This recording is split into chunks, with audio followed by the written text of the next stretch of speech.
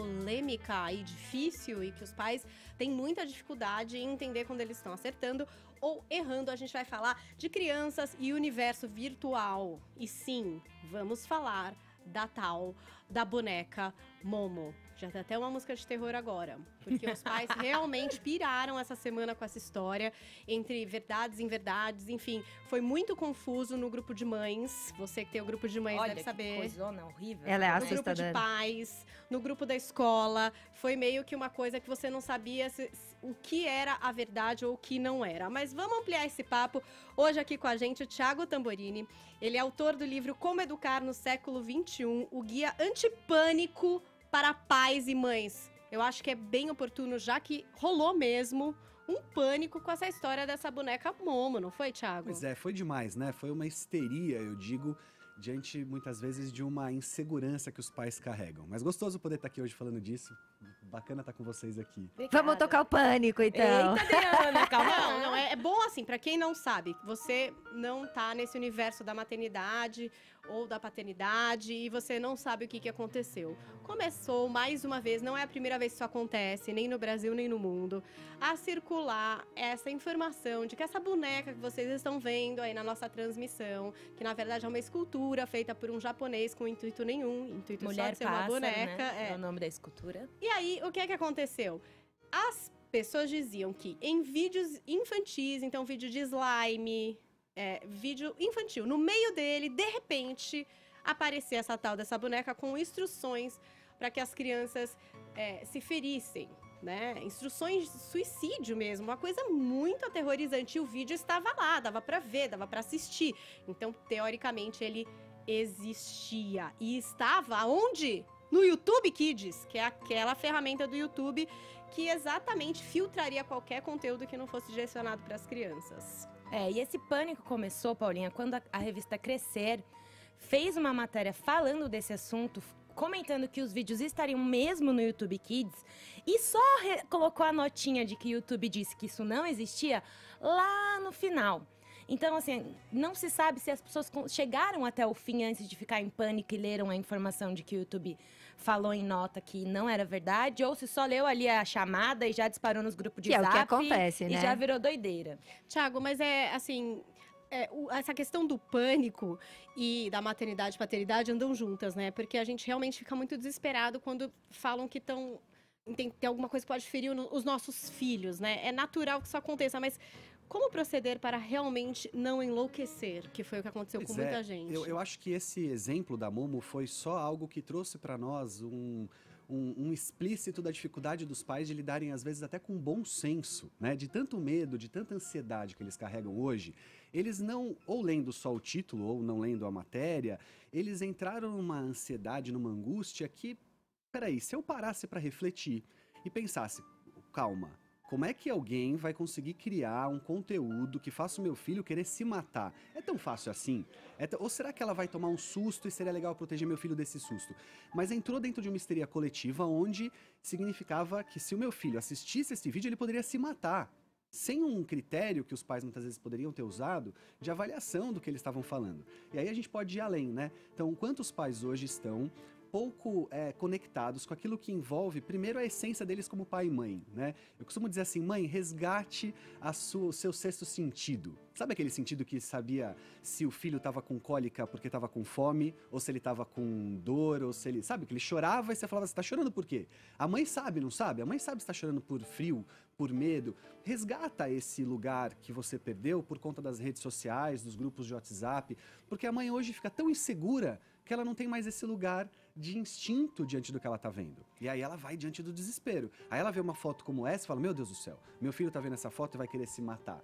Não, ele se encontrar com essa foto provavelmente vai tomar um susto, né? Mas mais do que isso, eu preciso ter uma certa avaliação cuidadosa sobre o que eu tô pensando aqui, né? Eu li algumas matérias que, enfim, como ficou essa dúvida gigante de existe ou não existe, e no fim, gente, não existe, tá? Só pra vocês saberem, não está lá no YouTube Kids, não existe. O YouTube tem formas de verificar isso, eles têm formas de verificar através do som, através de imagens, eles conseguem bloquear vídeos do mundo inteiro que tem coincidências. Então, assim, gente, não existe. Eles disseram que não existe, é porque não está lá. Mas, de qualquer forma, o que eu li muito como instrução, e eu não sei se o Thiago tá nessa, é que assim, tá bom, existindo ou não, qualquer conteúdo que seu filho se depare na internet, que seja violento ou que não tenha a ver ali com a faixa etária, pode acontecer. Qual é a condução do pai?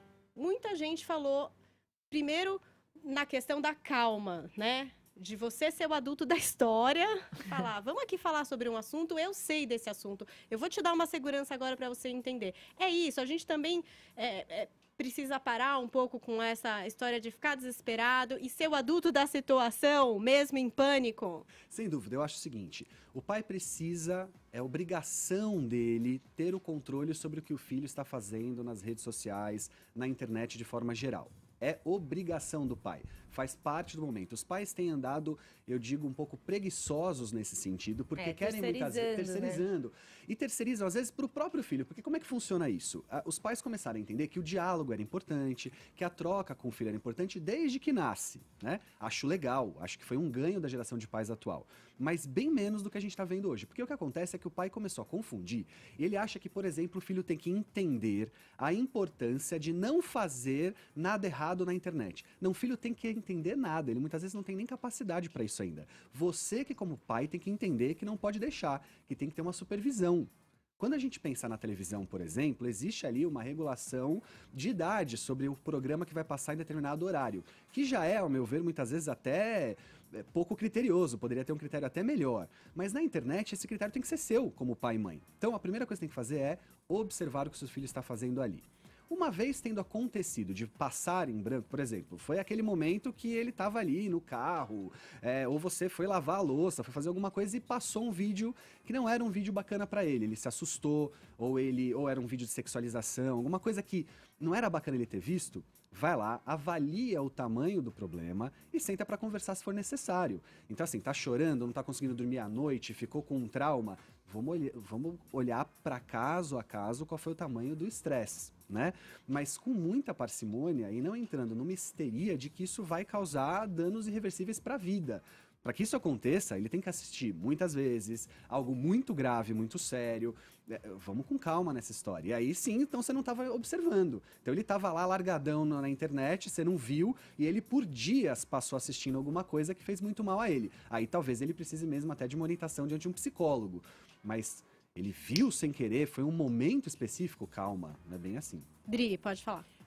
Tem uma pergunta sobre a questão da histeria coletiva, a falta de apuração e as fake news em grupos de WhatsApp, né? Porque eu não peguei essa fase, meus filhos, eles não participaram de grupos, né, de pais, então, ainda bem. Mas eu acho um puta saco, falando bem aqui com um português chulo, esse negócio de grupo de pais, de WhatsApp. Porque eu vejo as minhas amigas sofrendo pressão, cobrança, padronização. Às vezes até é uma extrema perda de tempo ali, né, com conversinha boba. Então, assim, como é que você convive dentro desses grupos? Pois é, eu sou até um pouco mais radical. Eu diria que esses grupos de WhatsApp nas escolas hoje são um câncer dentro das relações escolares. As escolas estão desesperadas com isso. Você fala para uma escola hoje sobre grupo de WhatsApp dos pais, a coordenadora treme, a diretora tem espasmos. Por quê? Porque essas mães, na boa intenção, eu entendo a boa intenção, a intenção seria de se reunir mais, estar mais próxima, falar de questões dos filhos, poder ir, de repente, marcar um encontro entre todas para se colocar diante de um grupo legal. Eu entendo a intenção, mas elas, na esmagadora maioria das vezes, quando não sempre, acabam errando a mão nisso e usam do WhatsApp, desses grupos, uma situação de controle, primeira delas. E às vezes o controle da escola, elas querem controlar como a escola vai lidar com o conflito, elas querem controlar, escuta, a escola que eu escolhi para o meu filho. Então se eu escolhi uma escola para o meu filho, eu entendo que essa escola, ela merece a minha confiança. Eu escolhi ela e tá lá. E aí, qualquer coisa que acontece, eu questiono. E aí vou pro grupo de WhatsApp. E aí, o que tá acontecendo? Eu vejo situações, eu não vou exagerar, situações que acontecem assim. A mãe vai pro grupo de WhatsApp, crianças de, 6 anos. E fala assim, gente, a minha filha chegou ontem com o joelho ralado. Aí vem a outra e fala assim, nossa, interessante, porque a minha outro dia veio com um arranhão no pescoço. Gente, isso começa, depois de 2 minutos e 5.000 mensagens trocadas, a chegar numa conspiração onde a escola não está percebendo agressões físicas e verbais que essas crianças estão sofrendo. Elas se reúnem num café da manhã na porta da escola num dia que eles marcaram de reunião com a escola e parece que entram na escola como se fosse o Bop subir no morro. Sabe, assim, com a arma na mão, faca na caveira, não vai subir ninguém, porque, meu Deus, na escola não estão prestando atenção no meu filho. Escuta, sua filha estava com o joelho ralado. Se o seu filho começar a chegar em casa sem nada de arranhão, sem nenhum hematoma, questione se ele está saudável. Porque a única chance que você tem de saber que ele está saudável e que ele brinca é se arranhando, é tendo hematoma. Mas aí vai para esses grupos de WhatsApp, isso vira uma teoria da conspiração. Para mim isso é um câncer hoje nas relações escolares. E os pais costumam participar ativamente desses grupos de WhatsApp em que as pessoas conversam nesses assuntos? Ou os pais são os caras que ficam mais ali só observando? Eu diria para você o seguinte, nem os que querem conseguem. Primeiro porque as mães não querem, os grupos são de mães, elas se reúnem para ter o grupo delas. Beijo, Aí o que acontece? Sérgio. Sérgio, você lá no meu grupo, tem você. É meninas e Sérgio. Você tá lá. Olha, a maioria deles não permite. Aí o que acontece é que os homens fazem o próprio grupo, mas o dos homens é pra geralmente falar besteira, marcar um encontro pra tomar uma cerveja, jogar bola, tal. Eles não estão muito ou dar risada dessas situações. Então, às vezes acontece no grupo de homens, fala assim: escuta, vocês viram que elas estão desesperadas lá porque fulana perdeu a tiara ontem na escola e ninguém falou nada? Então a gente às vezes usa o do masculino muitas vezes como forma de descontração, mas dentro dos grupos principais que exercem influência na escola, a maioria é de mulheres. Olha, eu tô um pouco chocada, achei que a gente ia falar de comportamento de crianças na internet. Tô me sentindo julgada aqui no grupo de mães, entendeu? Que eu acho que tem grupo de mães que realmente rola uma coisa assim, mas tem outros grupos que são bem legais, porque são tem grupos uma de troca apoio, né? também, enfim, até de ajuda, de várias coisas que a gente precisa como mãe, uma busca a outra, outra vai, sabe, quem pode ajudar, quem pode ir lá e comprar para todo mundo, porque, enfim, algumas mães não têm tempo, então... Eu não vou falar qual é o meu grupo preferido de mães aqui, mas tem Então, um que é mas do esse é o coração. detalhe, olha. Muitas vezes, a boa intenção cria subgrupos. Então você tem o grupão, que é o de todas as mães, ou todos os pais. E aí, eu tô dedurando vocês agora, né? Tem gente que não sabe disso. Aí tem É um os grupo paralelo. subgrupos, que é Das das mães que migas. tem mais afinidade. E normal que seja assim, né? Estes subgrupos costumam funcionar melhor. É o subgrupo da carona, é o subgrupo do, né, da cordialidade ou da ajuda mútua sobre um conflito. Às vezes no grupão também rola, gente. Eu tô aqui, claro, generalizando, tô falando da esmagadora maioria, mas é claro que existe aí o lugar bacana. Que às vezes é, por exemplo, olha, minha filha tá de licença essa semana porque ela tá com conjuntivite. Fica ligado na criançada. Bacana, porque aí você vai ficar mais atento. Tinha uma criança com conjuntivite. Agora, cuidado, porque às vezes essa mãe vai falar isso. Aí entrou e me fala assim: meu Deus, mas conjuntivite, eu ouvi falar que tá vindo uma conjuntivite muito forte agora, que é cega. migrada do exterior, que cega em 3 horas. Aí vem outra e fala: meu Deus, a minha filha estava com o olho vermelho hoje. Ah, pronto. Tem mãe indo buscar mais cedo o filho na escola. Esse é o problema. Entendi. Agora, em relação a essa supervisão da criança na internet, claro, essa presença física, né? Oi, tudo bem? O que é que você tá vendo? Muita gente fala da limitação de horas. O YouTube Kids mesmo é um filtro, ok? Vamos usar. O que é que você acha um pouco disso, dessa interatividade? Porque essa supervisão é muito difícil de fazer. Eu posso falar que, por exemplo, eu cortei um pouco essa história dos vídeos. Não por essa história da Momo, mas por uma história anterior de uma fala que eu não consegui identificar da onde veio essa fala para o meu filho. E eu resolvi falar assim, bom, se eu não tô conseguindo realmente supervisionar, porque eu não estou, eu acho que é melhor a gente dar um passo para trás e esperar um pouco mais. Tem a ver isso? Tem a ver repensar? E tudo bem? Deixa eu fazer uma contribuição que eu acho que é importante do ponto de vista de redes sociais. O YouTube Kids hoje é considerada a plataforma para crianças mais seguras. O YouTube tem uma política de conteúdo muito rígida, principalmente no YouTube Kids, em que ele preserva muito assim, a faixa etária das crianças, o conteúdo que está lá dentro. Então tem até um vídeo do Felipe Neto que ele fez sobre a boneca Momo, que ele explica um pouco como funciona essa política de conteúdos do YouTube Kids. E acho que é importante a gente saber, porque talvez é um lugar seguro que a gente está demonizando e tirando as crianças daquele lugar que é seguro para deixá-las no WhatsApp, no Facebook, que a segurança não é tão grande. Então, acho importante a gente trazer essa apreciação, assim.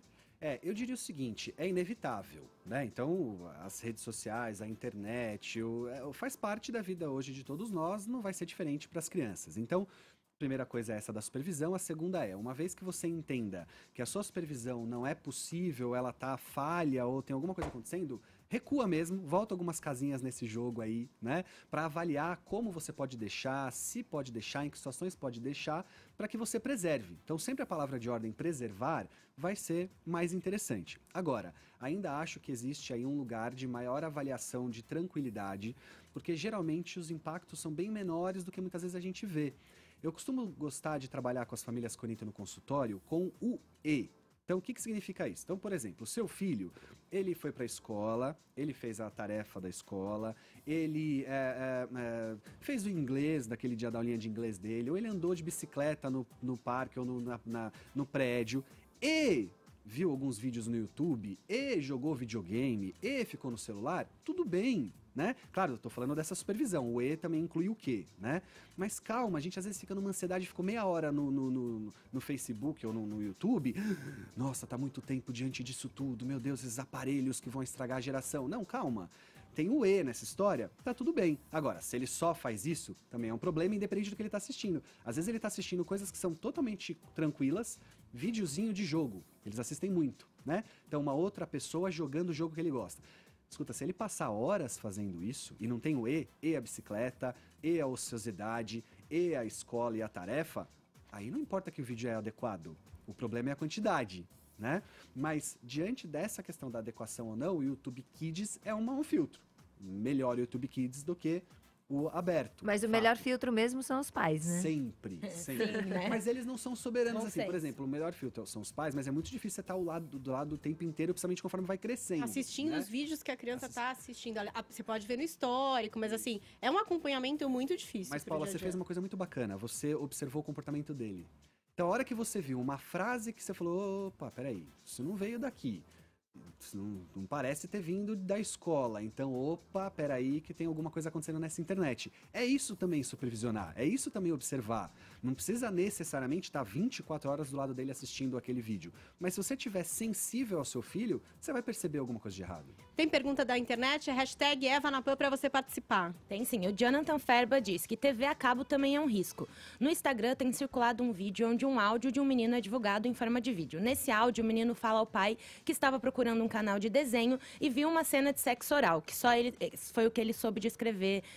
Então também tem essa coisa, né? A TV aberta, a TV a cabo também, tem lá um conteúdo ou outro que a gente também precisa ficar de olho, não? Sem dúvida, muitos. Aliás, eu acho que supervisionar o filho não é só diante da tecnologia, nem mesmo só da televisão. É sobre tudo, né? Ou seja, educar dá trabalho. E entre o trabalho que isso gera, é observar e entender o filho diante da dinâmica que ele estabelece com os colegas, como é que ele tá diante das amizades dele, como ele brinca, se ele já tá mais velho, para onde ele vai, com quem ele vai.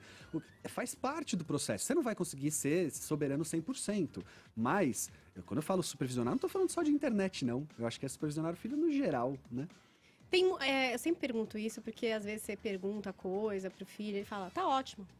Como foi? Foi bom. E aí, o que você fez? Ah, brinquei. E aí você fica com aquela grande cara de quem queria saber um pouco mais e um pouco, né, é difícil às vezes tirar a coisa das crianças. O monólogo também serve, tipo, então, filho, olha, eu não sei se você viu alguma coisa na internet, mas sabe, às vezes tem coisas que não são legais, eu tô aqui, você pode vir. Isso dá pra fazer? Dá pra fazer bem de leve e sem dar nomes, né? Porque eu vi alguns pais se antecipando a Momo, mostrando a Momo. Não. Até porque você já tá assustando ela só com a figura. Olha a imagem que ele tá vendo agora. Você quer mesmo mostrar isso pro seu filho? Que sacanagem, né? Então, claro, falar de uma maneira ampla, se colocando disponível para conversar e dizendo o que pode acontecer, bacana. Mas de levinho, né? Cuidado. Agora, esse monólogo que você disse, Paulo, é bacana porque é natural do filho querer que ele tenha um lugar só dele. E falar pra você assim, foi tudo bem, é dizer, olha, com os meus amigos, o que eu faço é meu. É o meu lugar ali. Então, às vezes, a forma que eu tenho de saber o que está acontecendo é observando, é estando de longe, é conversando com as outras mães naquele grupo de WhatsApp que pode ser bacana sobre isso, né? Mas entender que é natural e principalmente na adolescência, que o filho fala, ó, peraí, mãe, você já me atravessa um monte de coisa aqui. Como eu tenho que me vestir, que horas eu tenho que acordar, que escola eu vou fazer e tal. Posso alguma coisa ser só minha? E é o que eu fiz com os meus amigos, é um bom exemplo. A Adriana, eu senti que na hora da adolescência ela Ela ainda né? deu Ela seco aqui. já queria falar alguma coisa. Eu tenho Vai. uma técnica para extrair coisas deles. Eu, tipo, por exemplo, quero saber que música eles andam escutando. Eu dei uma boombox. Ela bomba aquele decibéis super alto em casa, mas eu sei agora todas as preferências musicais deles. Então eu acho que você tem que também usar a tecnologia a seu favor, entendeu? Para que ele consiga expressar o que ele sente e o que ele pensa. É isso. Olha, a Paty quer fazer uma pergunta, pode fazer. E o que é boombox? Boombox é uma caixa muito poderosa de som que você pode conectar ao seu celular e ouvir funks que sua mãe pode ficar Infernizar preocupada. os vizinhos do Manais, isso. né? Gente, e as Como é letras do funk, eu vou dizer, dizem muito sobre o que eles andam escutando. É muito, muito pesado. Pois Thiago vai ter que voltar, talvez, um episódio funk. É um episódio só Quer introduzir, adolescente. Thiago? Quer introduzir O quê? essa Sobre dificuldade É, de dar de cara com um conteúdo que você fale, caramba, mas estamos aqui? Eu não sabia. Pois é, ficou mais difícil para os pais terem esse controle, porque antigamente a mãe pegava na extensão do telefone, você lembra disso? A mãe queria saber o que você estava falando, você pegava Hoje não tem mais extensão do telefone. Escutar a música alta é um bom exemplo, mas acho que tem pano para manga para conversar muito sobre essa história de conteúdos que chegam até eles que a gente se assusta. Bom, gente, foi um prazer.